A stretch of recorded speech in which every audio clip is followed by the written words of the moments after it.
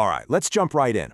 We are surrounded by information, right? We've got images, videos, audio, text. It's everywhere.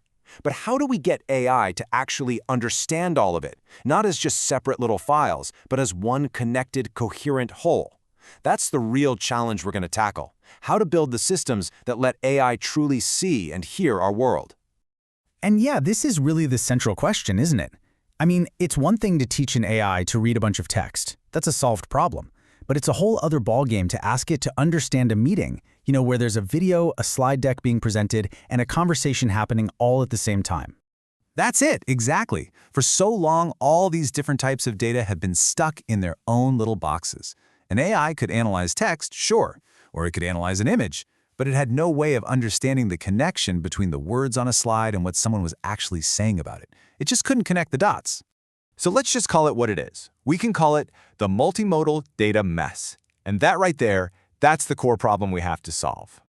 But for every problem, there's a solution. And the solution here is all about unification. We're going to use what are called AI pipelines to take all that chaos and turn it into clean, organized text that a large language model, an LLM, can actually understand. This is how we start turning that mess into meaning. So what is a multimodal data pipeline, really? Well, think of it like a smart assembly line. You feed in all your raw materials on one end, your images, your audio files, your videos, and out the other end comes one single unified product, text. It's text that an LLM can then read, analyze, and even reason about. And you should know, this isn't just some abstract theory. These ideas are so important that you have industry heavy hitters like Snowflake collaborating on courses like this one, building multimodal data pipelines, just to get these incredibly powerful tools into the hands of developers.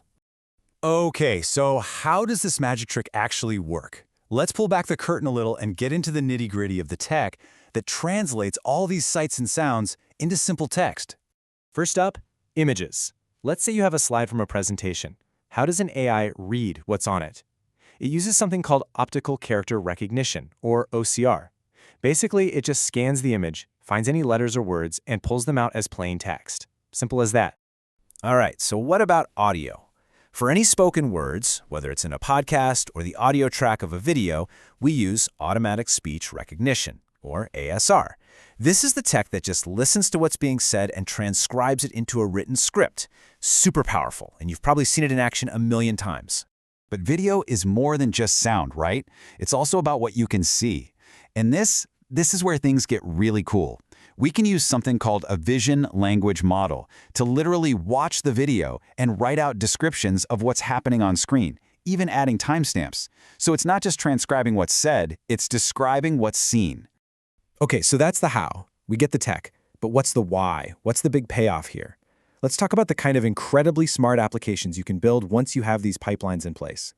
You can build some seriously powerful systems. We're talking fully automated pipelines that just chew through media and spit out structured text, or workflows that create a detailed, searchable log of everything that happens visually in a video. And then there's the big one, a multimodal RAG system. That's retrieval augmented generation. It can answer questions by pulling info from all of these sources at once. Yeah, let's zoom in on that RAG system for a second, because honestly, it is a total game changer. This is where all those separate pieces we just talked about really click together and do something amazing. So how does it work? It's actually a pretty simple, logical flow. First, you ask it a question in just plain English.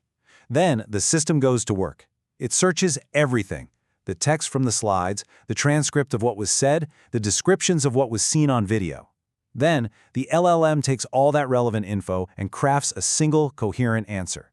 And finally, and this part is crucial, it shows you its work. It gives you citations for where it found the information.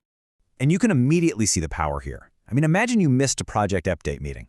Instead of scrubbing through an hour-long recording, you just ask, what was the final decision on the Q3 budget?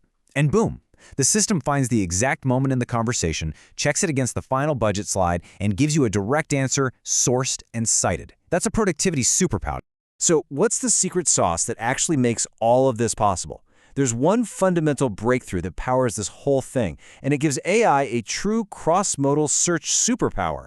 It's something called a shared vector space. Now, that sounds kind of technical, but the best way to think about it is as a universal translator for data. It takes an image, a a sound, a bit of text, and it translates them all into a common mathematical language. So suddenly, they're not in their separate worlds anymore. They're all speaking the same language. And once everything is on the same page, you unlock these incredible abilities. You can do true cross-modal searches, you can type a sentence to find a specific visual moment in a video, you could say a description out loud and have the system find an image that matches it, or you could perfectly link the moment someone mentions a key metric to the exact slide where that metric appears. It's not just about finding files anymore, it's about finding the hidden connections between them. So if you're going to remember one thing, let it be this. This whole approach allows us to move beyond analyzing just one file at a time. This technology gives an AI the ability to understand the deep context that exists across all of your data, seeing the whole picture, not just isolated pieces.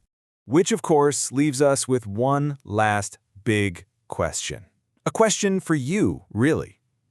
Once your AI can see and hear and read all at the same time, what kinds of problems are you going to solve? The possibilities here, from science to business to art, are really just beginning.